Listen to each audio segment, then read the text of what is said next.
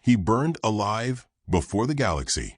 No shields, no last-minute rescue, no clever escape. Just flame and silence where words had been.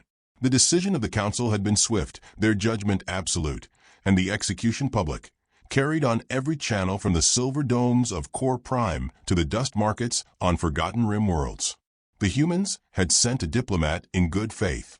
The galaxy answered with fire. Ambassador Daniel Rourke did not scream. That fact would haunt those who watched far longer than any crackle of flame. He stood upright as the pyre rose around him, eyes steady, face calm, until skin blistered and blackened. The council chamber, marble white and vast enough to hold 3,000 voices, was quiet. It should have been filled with jeers, applause, chants of justice. Instead, a silence spread like a sickness. Even the seraphied dominion, whose priest had called for this execution, shifted uneasily in their coils. It is easy to mock a man until he chooses dignity over fear. Rourke had spoken once before the fire consumed his voice. The words were not shouted. They were not defiant in the theatrical way aliens expected from this upstart species of primates. They were polite, measured, almost amused. "You'll regret teaching us how you define mercy." The sentence lingered in the air long after his body had gone still. For a moment, the chamber did not feel like a place of power. It felt like a mistake unfolding in real time. But no one moved to stop it. The vote had been cast, and the seraphied dominions will carried weight among nervous allies. Humanity was new to the stars, their presence in the council tolerated only as curiosity. The fire was meant to remind them, know your place. Some species muttered prayers, others clicked mandibles in discomfort. One delegate, old and wrinkled, a Calorian with a shell mottled by centuries, closed his black eyes and whispered a single phrase, "Oil upon flame, oil upon flame." Daniel Rourke's chair sat empty after, a black scorch mark etched into the marble. The seraphied dominion's envoy, High Priest Zarak, hissed proudly as the chamber lights dimmed. Thus is balance restored. Thus the ape is humbled. Balance, he called it. But every being in the chamber felt something off, like the air before a storm. News traveled fast. On Earth, no one wailed. There were no mass protests, no frantic outpourings of grief. The broadcast ended, and for a long minute, cities around the planet went still. In New York, taxi horns quieted. In Lagos, markets froze mid-barter. In Beijing, factories let their lines pause. Across farms, stations, and towers of steel, humanity seemed to hold its breath. Then, without instruction, life continued. Not louder, not softer, just steady. And in that steadiness lived something dangerous. The council, blind in its arrogance, mistook silence for weakness. They did not understand that humans had centuries of burying their dead with quiet hands. They did not know that rage, when buried, grows teeth. But Rourke's story had not begun with fire. It had begun the moment he walked into the chamber days earlier, with that same maddening smile. He had been tall for a human, lean, with streaks of gray at his temples. Not imposing by alien standards, but undeniably present. Aliens had remarked on his eyes, too sharp, too alive. The insectoid Mer once complained that speaking with him felt like being studied under a magnifying glass. The crystalline Veda whispered that he smiled like prey pretending to be predator. Yet he never raised his voice. The council session had opened with ceremonial droning, dozens of languages blending into a chorus of self-importance. Daniel had waited his turn, hands folded, posture relaxed. When finally given the floor, he did not bow low, as most species did, nor did he announce titles or bloodlines. He simply said, "I'm Daniel Rourke, and I represent Earth. Let's talk business." Laughter rippled through the chamber. To them, he sounded uncivilized. But he pressed on, proposing a trade arrangement. Earth would share faster-than-light mapping algorithms in exchange for access to Council agricultural archives. It was a fair offer, almost too fair, and that was the problem. The deal undercut monopolies the seraphied dominion had carefully built.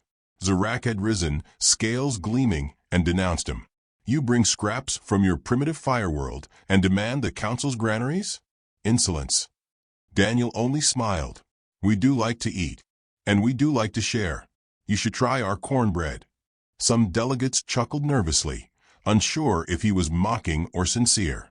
But humans had this way of using humor like a blade. Friendly on the surface, lethal underneath. The Seraphi Dominion recognized the insult, though others dismissed it as bumbling charm. Zarak pushed harder. You will take what you are given, ape. You will kneel as all fledglings do. The chamber waited for Rourke to back down, but he leaned forward, resting his hands casually on the polished desk. Funny thing about humans, he said lightly. We don't kneel very well. Bad knees, you know. Gasps echoed. Some took it as arrogance, some as comedy. But every alien who heard it remembered later that his tone never shifted. Still warm, still almost amused. It was the tone of a man who knew the end of the story before anyone else. The Seraphi Dominion demanded blood. Others hesitated. A vote was forced. Most abstained, but enough raised claws, tendrils, and crystalline hands in agreement. Execution. If humanity was to remain, it had to be broken first. And so, on the third day, Daniel Rourke stood bound before the chamber. He did not beg. He did not curse. He simply asked if he might remove his tie. It was his favorite, and he would rather not burn it. When denied, he shrugged and whispered his last warning. Now he was ash, and the council chamber smelled faintly of smoke, though no one mentioned it. Delegates filed out, some proud, others unsettled. The Calorian elder lingered, shell heavy on his bent frame. To a nearby aide he said, I have seen this before. Not with humans, but with predators on my homeworld. The quiet ones, the patient ones. They wait until the herd believes them tamed. Then they feed. Across the galaxy, reactions varied. Some alien newscasters mocked Earth's cowardly restraint. Others worried aloud that a species willing to die silently was a species impossible to control. The Mer called humans meat ghosts. The Vedas sang hymns about fire. But in bars, in mess halls, in backroom whispers, one question spread. Why didn't he scream? The answer came not in words, but in posture, in silence. Humans did not mourn the way others expected. They built, planned, remembered. On Earth, a little girl in Kansas asked her mother why the man on the screen had burned. The mother crouched, brushed her daughter's hair back, and said, because he stood for us, and because the galaxy forgot to be kind. The girl nodded solemnly, as if she understood more than a child should. Meanwhile, in the corridors of power, preparations began. Not outward, not loud, just small shifts, military channels encrypted tighter, factories working late under the guise of infrastructure repair, scientists filing patents that were really weapon schematics. But those movements belonged to the future. For among the delegates, seated in a forgotten corner, was a lone observer from the minor race of traders, the Ithri. They were not powerful, not influential, but they were keen-eyed, and they carried messages swiftly across star lanes. The Ithri envoy had watched Rourke's calm expression as the fire rose. He had heard the last words, and as he slipped quietly from the chamber, he whispered them again, tasting their shape. You'll regret teaching us how you define mercy. And for the first time in many centuries of galactic politics, the envoy felt cold. Because the words had not sounded like a threat. They had sounded like a promise. The galaxy thought humanity would crumble. Empires whispered that Earth would fall into despair, that its leaders would scatter in shame, that grief would paralyze an infant species. Yet when the broadcast ended and the fire died, Earth did not break. It breathed. One long, steady breath. Factories roared louder, ports busier.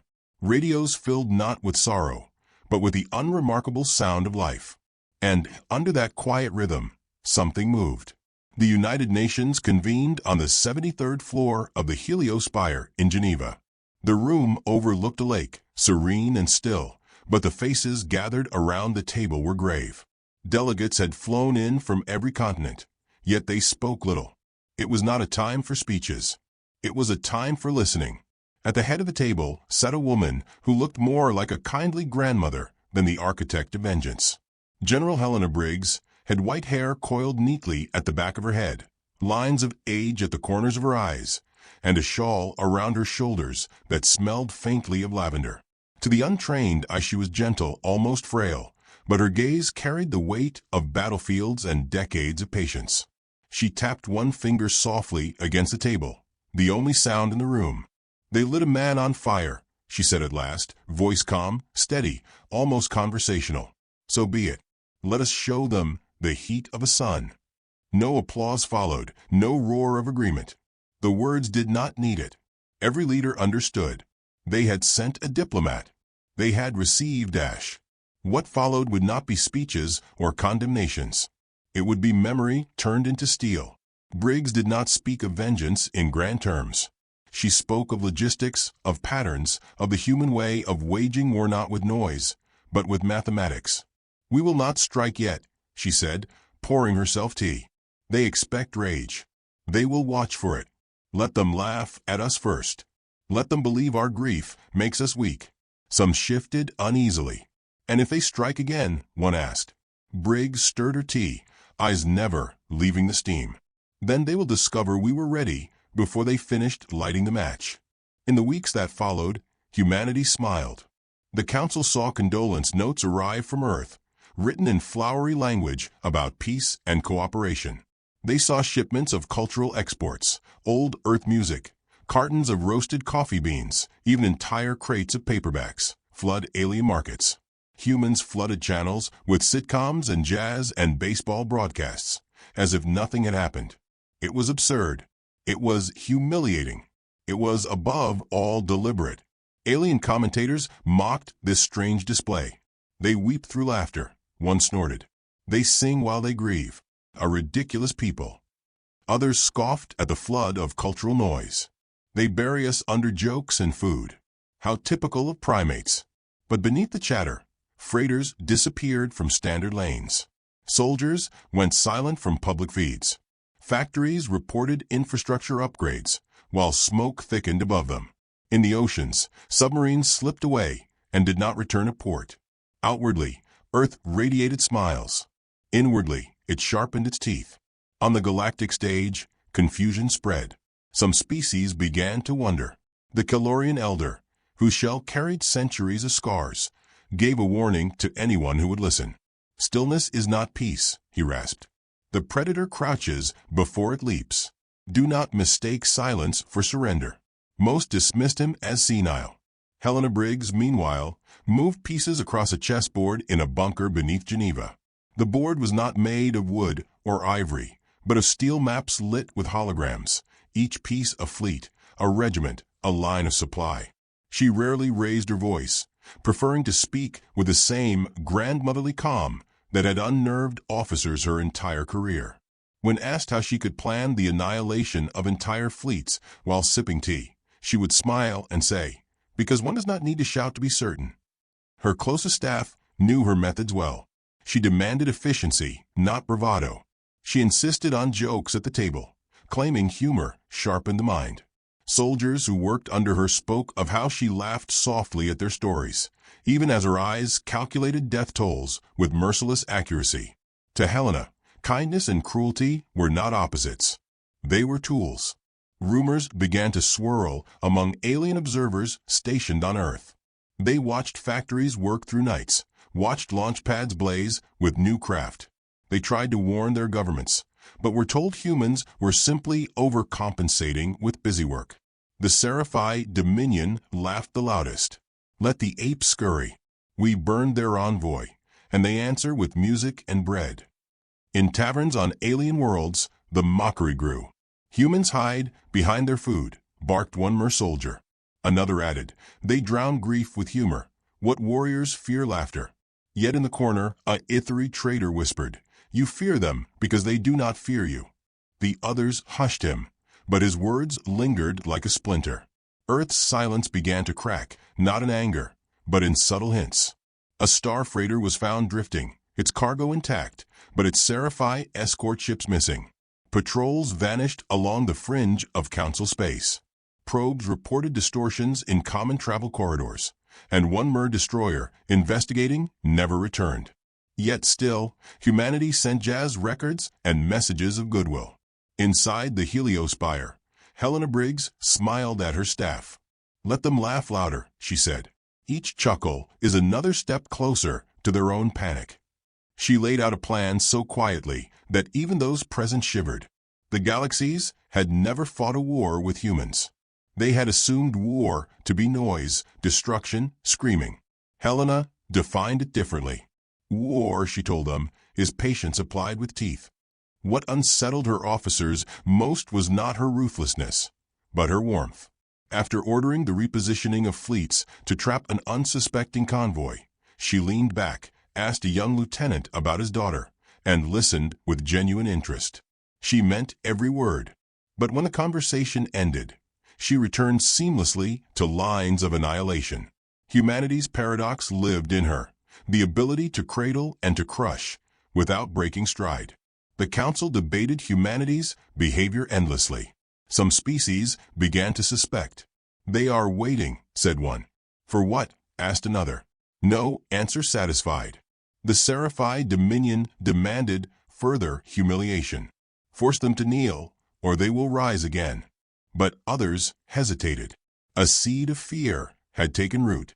Back on Earth, children still asked about Daniel Rourke. His photograph appeared in schools. His calm face in the flames became an image not of defeat, but of dignity. In classrooms, teachers whispered that he had given them time. Adults nodded in silence, understanding. Humanity was not rushing into vengeance. It was calculating interest. Helena walked the gardens of the spire one morning, frost on the grass, the Alps glowing faintly on the horizon. A young officer approached hesitantly. "General, may I ask something?" "Of course," she said warmly. "Why are we waiting? Why not strike now?" She paused to admire a rose, touched a petal, and smiled. "Because predators never leap when the prey expects it. Because the moment you roar, you reveal your throat. We let them believe we are small. We let them mock our laughter. And when they turn their backs," she left the sentence unfinished, but her smile was enough. The officer shivered. News continued to circulate of alien fleets going dark. Still, humans said nothing. They released recipes for barbecue sauce across council networks, shared archived footage of baseball games, even streamed a live concert of blues from Memphis. Aliens who tuned to mock them. Yet some kept watching, unsettled by the way humans seemed so unafraid to share their joy even under threat. The Calorian elder, interviewed by a skeptical journalist, warned once more. "It is not joy," he said gravely. "It is the mask of the hunter. They sing because the silence between notes is where they strike." The journalist laughed, but the recording of his words spread quietly. Helena stood one night before the war table, fleets glowing across the holographic board. Her staff watched as she shifted pieces with delicate fingers, sipping tea all the while. "They thought the fire would break us," she murmured. "Instead, it tempered us. What they lit was not a pyre. It was a forge." The staff said nothing. They did not need to. Across the galaxy, chatter grew nervous. Delegates whispered. Traders avoided human ports. Some races began pulling back from the Seraphi Dominion, uncertain. Yet the council dismissed it all as paranoia. They had seen no grand retaliation, no declaration of war. The apes were busy sending music and recipes. And then, one quiet dawn, Helena Briggs looked at her officers and said, "It is time to open the first gate." It began with whispers. A Seraphi patrol vanished near the rim. Then a Mer destroyer convoy lost contact mid-transit, their last message a burst of static. The council dismissed it as coincidence, navigation errors, pirate raids. But coincidence piled upon coincidence until denial became impossible. Something was unraveling, and the threads all led toward Earth. At first, the Seraphi Dominion demanded punishment. They strike from shadows, hissed High Priest Zarak before the chamber, scales glittering. Apes gnaw at the edges. Crush them before the disease spreads. Others resisted, pointing out that no evidence tied humanity to the disappearances. They send us music, coffee, recipes for roasted beans, sang the crystalline Veda. Hardly the weapons of war. The chamber laughed, but unease lingered. General Helena Briggs listened from Earth, her image never present in the chamber, but always in the background. She had predicted the laughter, the dismissals. "Let them choke on the flavor of our food while we sharpen the knives," she told her staff. Around her, officers monitored maps, where fleets winked out like candle flames in the dark. Each disappearance had been engineered with care. Ambushes disguised as accidents, traps laid in safe corridors, where alien patrols believed themselves secure. A Kellorian scholar studying the pattern remarked privately, "This is not chaos. This is script. They write in blood the opening stanza of a war poem." His warnings, like so many before, went unheeded. The first undeniable strike came against the Dominion itself. A caravan of 30 supply ships and 8 war escorts entered a corridor charted as stable for centuries. Gravity shifted without warning, folding space like a knife. Mines hidden in the distortion detonated, shredding hulls before alarms sounded. Survivors attempted retreat, but found their comms jammed, engines dead. In that silence, human craft emerged, sleek, predatory, carrying no insignia save a faint blue star. They did not broadcast demands. They did not announce intentions. They cut engines and drifted, waiting. The Seraphi fired first. The humans replied with precision that bordered on cruelty.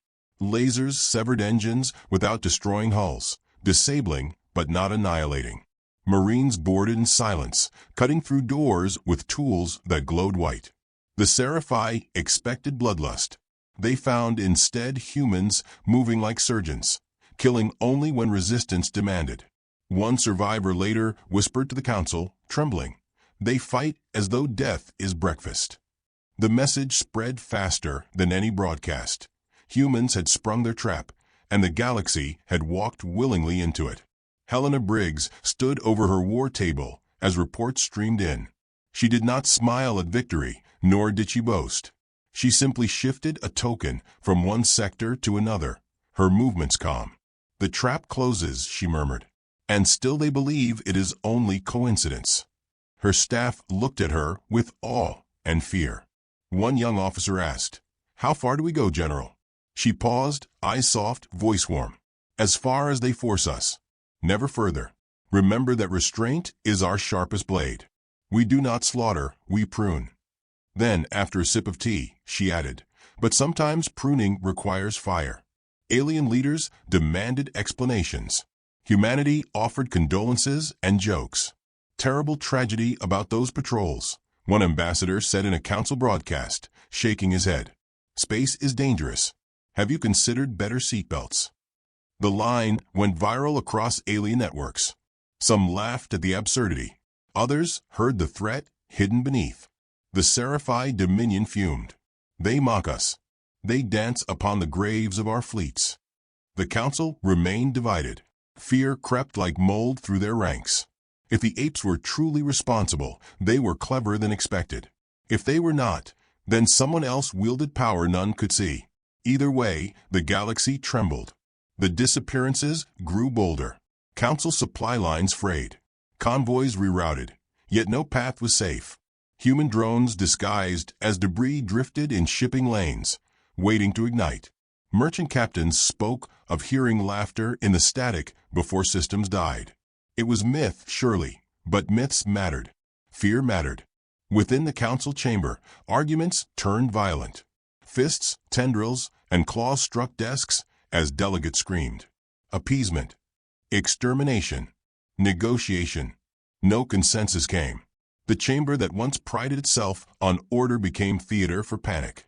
And always, at the edges of their vision, they remembered Rourke burning without screaming. That image returned in their dreams. Helena's plan unfolded with elegance. Each strike baited the council into sending larger fleets. Each fleet entered safe corridors, seeded with traps. Electromagnetic webs crippled shields. Mines detonated in patterns that turned retreat into slaughter. Human boarding parties captured command ships not to hold them, but to strip their data cores bare before vanishing again. The aliens began to ask a question they had never asked of any foe. Where did the humans learn this? They had joined the stars scarcely a century ago. They lacked the ancient fleets, the millennia of tradition. Yet their war felt not new, but rehearsed. Every movement suggested a species that had been planning this moment long before the fire was lit. Briggs understood the heart of strategy. "We do not terrify them with our strength," she told her staff. "We terrify them with the suspicion that we have no ceiling, that every time they believe they have measured us, we grow taller." In captured logs, alien officers described moments of chilling humor. A Mer commander reported Marines boarding his ship, one pausing amid the firefight to comment, "Your blood matches my uniform. That's handy." The commander swore, the human chuckled, as though at a private joke, before firing. To the aliens, humor in battle was grotesque. To humans, it was survival, the sound of soldiers whistling past graves. As the council struggled, whispers grew of the trap center. Council HQ itself, a fortress world known as Oris, had begun to flicker with system malfunctions. Minor outages at first, lights dimming, comms distorted. Then major, power grids crashing, security drones freezing mid-step. Engineers swore sabotage, yet no intruder could be found. Only when human fleets began appearing at Oris's perimeter did the truth become clear. For years, unnoticed, humans had been weaving themselves into the infrastructure. Trade deals, technology exchanges, harmless software patches. All seeds planted long before Rourke's death. Now those seeds bloomed. Entire defense grids turned to human command at a whisper code. Planetary shields flickered, not from bombardment, but from betrayal hidden in their circuits. The council delegates, panicked, demanded answers. But screens across Oris lit not with explanations, but with a single image. Helena Briggs, seated calmly at her table, shawl around her shoulders, teacup steaming. She did not shout. She did not gloat. She only spoke softly. "You thought we feared being ruled. You were wrong. What we feared was being ignored." Behind her, a banner unfolded, the blue star of humanity, bright against the black. "You burned our envoy to remind us of our place," she continued, voice even. "Now we remind you of ours. We will not kneel. We will not scream. We will not stop. You defined mercy with fire. We define it with restraint. For now." The delegates screamed at the screens. Some begged. Some cursed. The seraphied dominion spat venom, demanding immediate retaliation. Yet the systems around them obeyed Helena's codes, not theirs. They realized then that the trap had not been sprung in space alone. It had been coiled inside their very hearts, their networks, their defenses, long before they lit a match. On Earth, children played baseball beneath bright lights, laughter echoing. In council chambers, warships burned in silence. The contrast unsettled even the bravest. How could a species laugh while pulling the galaxy's throat into its hands? The Calorian elder, frail yet unyielding, addressed the chamber one final time. "You mistook silence for peace. You mistook laughter for weakness. The ape is no ape. It is wolf. And the wolf has waited long enough." Helena Briggs closed her transmission with one last phrase, voice gentle, almost tender. "Payment due. Interest collected." The screens went black. The delegates sat in silence, hearts pounding, breaths shallow. For the first time in their long history of ruling stars, they realized they were prey. And in the darkness of Oris, alarms began to wail. The alarms of Oris did not sound like bells or sirens. They were deeper, stranger, an electronic groan that rattled glass in its frames and shook the bones of every delegate still trapped inside the council fortress. It was the kind of sound no one mistook for malfunction. It was the sound of inevitability, the long, low roar of a trap closing. Ships lit the skies above the fortress world. Human fleets, once mocked as provincial barges, now moved with terrifying discipline. They did not swarm like panicked insects or charge like beasts. They advanced in precise formations, cutting lines across the void like a blade across parchment. Their drives glowed with eerie calm, as if they had been waiting their whole existence for this moment. The council delegates crowded into the chamber, demanding explanations. Barking orders, no one obeyed. Screens blinked with failure notices. Entire defense networks slipped into silence. Code strings rewritten in human hands years before. The Seraphi Dominion envoy, High Priest Zarak, spat venom at the nearest officer. Fire on them. Burn them as we burned their ape. But the officer's console was already dead, overridden by human scripts. What should have been power at his fingertips was ash. And then, above the chamber, the screens lit again. Helena Briggs looked down upon them. Not in armor, not in some throne of war, but at her simple table, shawl draped around her shoulders, teacup steaming. She spoke with the same warmth she might have used to calm a frightened child. "This is not war as you know it," she said. "This is balance. This is the invoice of arrogance." Some screamed at her image, demanding to know what humanity wanted. Zarak roared, "Name your surrender terms, ape." Helena only shook her head gently. "You mistake us again. We do not ask. We demonstrate." The fleets moved, not toward civilian quarters, not toward the markets or the homes of innocents. They targeted military spires, command nodes, communication relays. Precision, restraint. Yet restraint carried its own terror. Aliens had prepared for conquest, for slaughter, for the ugly mess of war.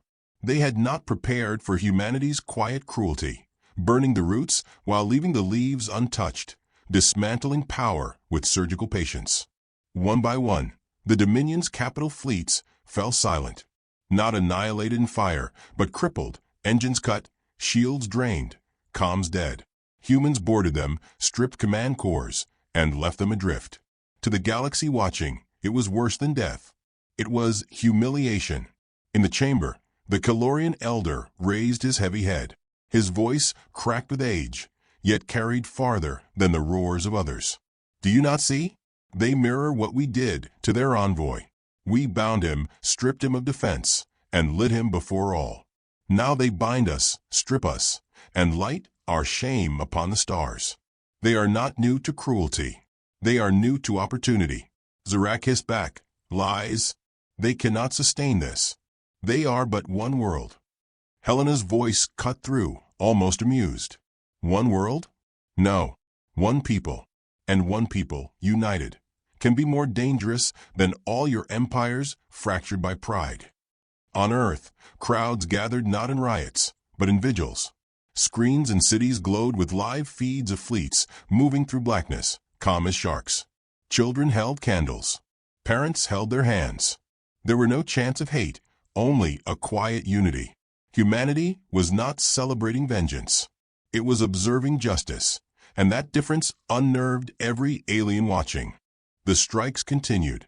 Dominion temples that had ordered Rourke's death went dark as power grids failed. Armories exploded from within, seeded by human sabotage.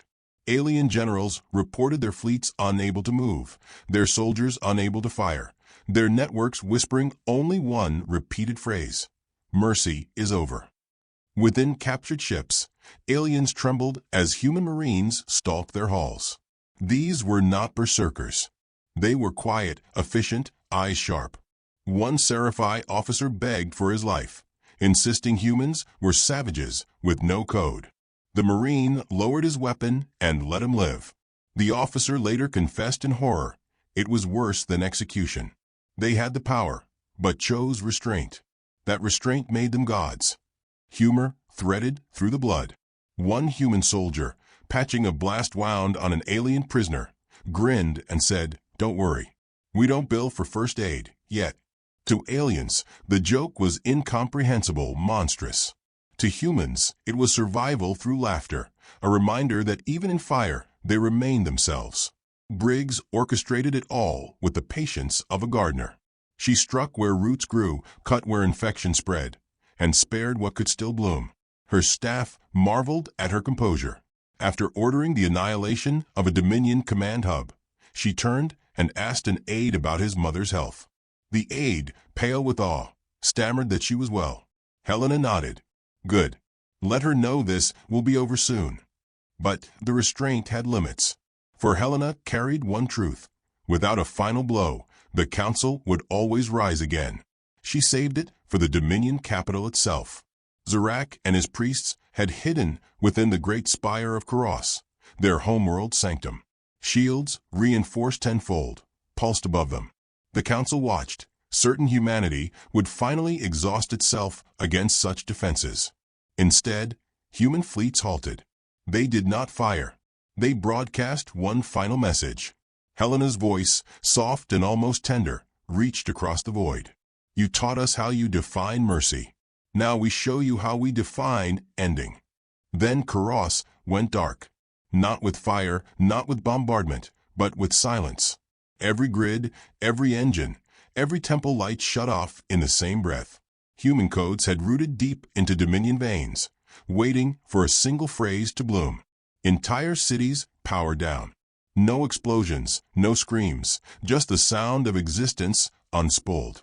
The galaxy shuddered, for in that quiet, the seraphied Dominion died more completely than if it had been burned. In the chamber of Horus, delegates stared at screens gone black.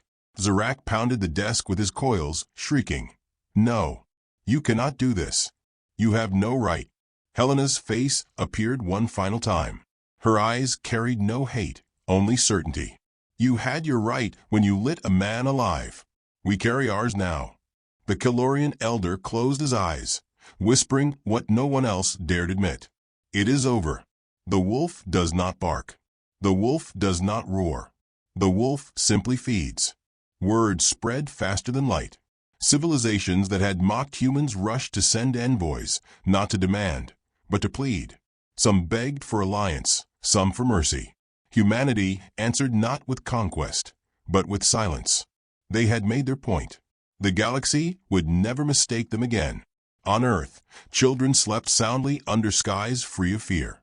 In Geneva, Helena Briggs set aside her maps and folded her shawl. Her staff waited for speeches, for pronouncements, but she gave none. She only poured tea, took a sip, and said, "We are finished here." Yet whispers continued in every starport and market. Stories twisted into legend.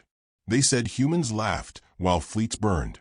They said humans fought without fear of death, as though it were breakfast. They said a grandmother with lavender on her shawl had pulled empires to their knees without raising her voice. And woven through every rumor was the same chilling truth. Humanity had not unleashed its full strength. What had been shown was only what was required. Aliens dreamed of the man who had not screamed as he burned. They dreamed of the woman who smiled while dismantling empires.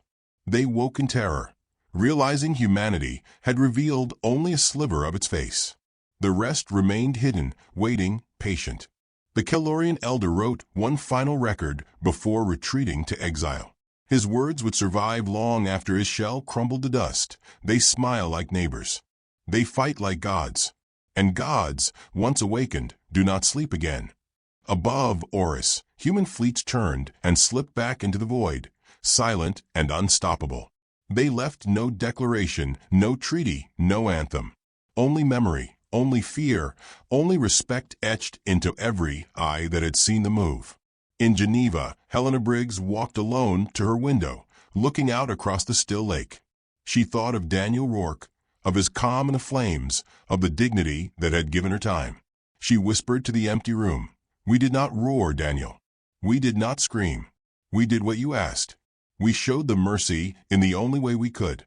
And far above, in the endless dark, humanity's fleets vanished into silence, leaving the galaxy to wonder not when the apes would kneel, but when the wolves would strike again.